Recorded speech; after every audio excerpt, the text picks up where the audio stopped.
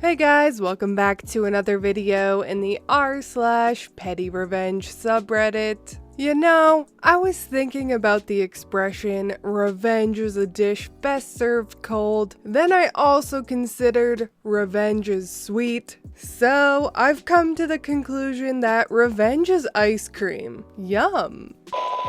Ruining a wedding reception for fun and profit. When I was 13, so 8 years ago, my dad remarried after divorcing my mom 4 years before. Before the divorce, his fiancée had been his mistress. My mom is completely better off without him, and ignoring the fact that I wouldn't exist, I don't think she should have married him in the first place. Even if I think my parents weren't a good match, that's no excuse to cheat on your wife. This woman was fucking vile in all sorts of ways. She constantly belittled me, made fun of the fact I needed to take pills for my mental illness, despite being a pharmacist. I don't get it either, and was generally awful to me and my siblings. But she was a decade younger than my dad and reasonably hot, so he didn't give a shit how she treated us. The one time he actually listened to us about her is when they were thinking of having a baby, and my brother said he'd ask our mom to sue for full custody of us if they did. So anyway, they got married. I was a bridesmaid, cause that bitch had no real friends.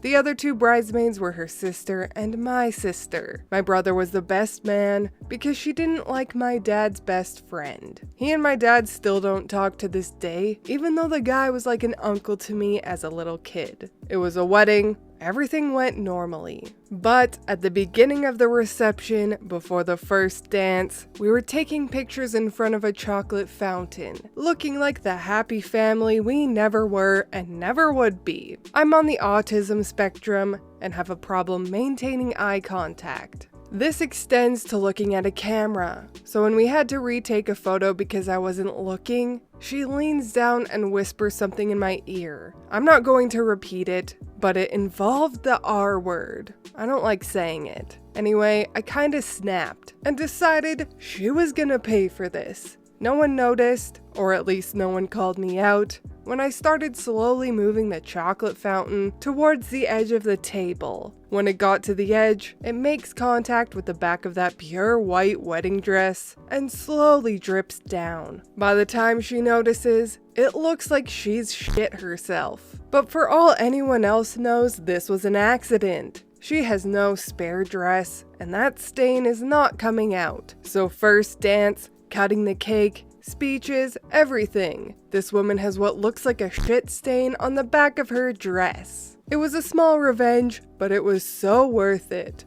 What's supposed to be the happiest day of this stupid woman's life, and she's gonna remember that stain every time she thinks about it. They never did get the stain out, and nobody knew it was me. Until now, I guess. Hi family, if you're reading this, Susie, you're a cunt, and you deserved that chocolate stain.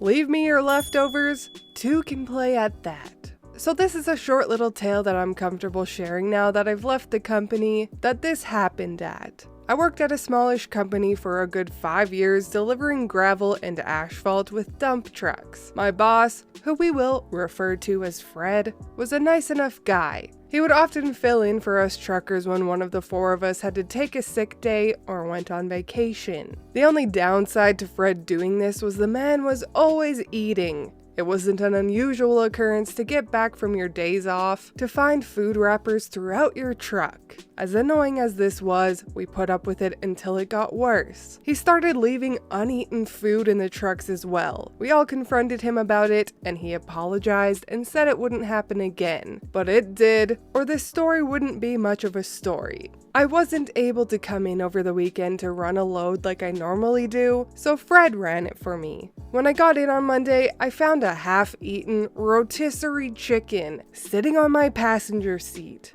Now, it didn't smell great, but it wasn't nothing that rolling the windows down for a bit wouldn't fix. I was pissed and ready to trudge over to the dumpster when I noticed Frito Fred's work pickup parked on the back side of the lot where we keep our heavy equipment. Not super uncommon for the boss to park there and get a lift from the owner of the company to check out a new job they wanted to bid on. Thinking he'll get the message, I leave the chicken on his passenger seat. Now what I didn't know was that Fred did get a lift from the owner, but that was Sunday night. See, Fred was starting his 2-week vacation and felt the company truck would be better left at the company than in his driveway for someone to steal. He was wrong. I wasn't there to see it, but my coworker told me he watched Fred open up his door after waving to his wife who dropped him off, and with almost no hesitation, started to vomit. My coworker ran over to him and said he could smell it well before he reached the truck. I guess a 2-week-old rotten chicken baking in the sun-sealed truck doesn't smell very good. I worked there for about 3 years after that whole thing happened, and he was still trying to figure out who did it because he apparently didn't remember leaving that chicken in my truck that weekend. P.S. He never left food in any trucks after that.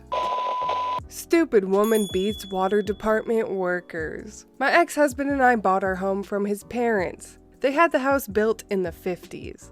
For years, father-in-law wanted to install a shut-off valve in the utility room to, shut off the water to the whole house to do some repairs. Plumber told him it would cost a large amount of money because they could not find the shut-off from the city water main at the street, the Buffalo Box, aka water main shut-off valve. Since the Buffalo Box was MIA, they would have to freeze the pipes to stop the water before installing the shut-off valve. It was an expensive process to freeze the pipes, so it never got done. When we bought the house, we decided to get the shut-off valve installed. We called the water department, and they sent 2 workers to shut off the water. When they arrived, I explained the problem. They went out to the front yard, walked around a bit, and told me there was nothing they could do for me. According to the 2 workers, it was my problem that they could not find the Buffalo Box, and that I should call a plumber to dig up my front yard, sidewalk, and city easement to find my Buffalo Box. Well, I have a background in residential real estate construction, and I was familiar with how water mains and Buffalo Boxes are installed, and I told them it was the city's issue, as they were responsible for the Buffalo Box, not the homeowners. According to these guys, as a woman,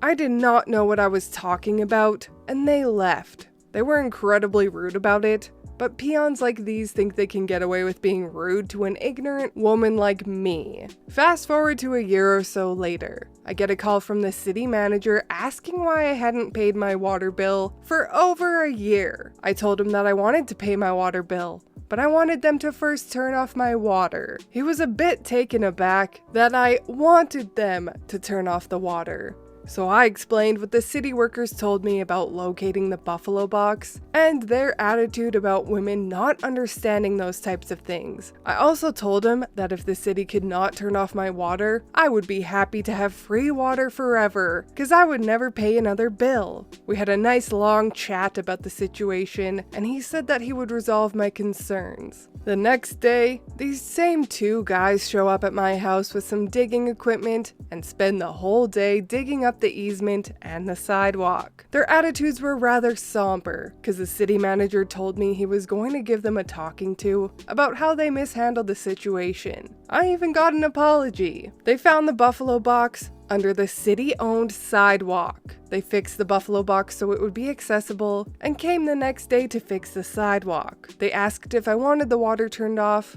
I declined and told them I would have my plumber take care of it when we had him install the interior shutoff valve. And then I paid the water bill. Won't call me by my name? Okay. When I was in college, I worked at a gastropub as a server and bartender. When I had been there a few months, we hired a new guy named Nathaniel, but went by Nathan. My name is Joshua, and I've never gone by Josh, as that is my dad's name, and it also just, never suited me. I've always been pretty adamant about being called Joshua, ignoring teachers who shortened it, etc. I introduced myself to Nathan, who immediately said something like, "Nice to meet you, Josh." I politely told him that I prefer Joshua, using my go-to line, "My dad is Josh." and my parents decided that Joshua was preferable to Bubba. I'm from the American South, where Bubba is a common nickname for any junior or male who has the same first name as his father. It's also kind of a pejorative nickname used by people from other parts of the country for backward, redneck Southerners. The line usually gets a laugh, or at least a good-natured chuckle, and people don't seem to have a problem calling me Joshua afterward. Nathan, however, never once used my full name, always calling me Josh. I really liked the guy and enjoyed working with him, and we soon became pretty good friends, often hanging out outside of work, etc. But his refusal to use my preferred name always kind of irked me. My very silly, very petty revenge was that I always called him Nate instead of Nathan. He looked at me oddly the first couple of times, but he never brought it up. I never once heard another person call him Nate, and frankly, Nathan suited him much better. One night, a few of us were closing the bar, and he, as usual, called me Josh. One of the waitresses, bless her, corrected him. He goes by Joshua, nobody calls him Josh. Nathan stopped wiping the bar, got a far-off look for a moment, then spun to look at me. "Is that why you always call me Nate?" he asked. I just laughed. There was general banter for a few minutes about how everyone thought it was odd that I called him Nate, but nobody really thought about it. Nate laughed about it and then was like, "Screw it, let's keep going with the wrong names." And so we did. He's the only person I know who calls me Josh, and as far as I know, nobody but me calls him Nate. What was once a bit of a nagging annoyance to me became kind of a bonding thing, having our own buddy names for each other.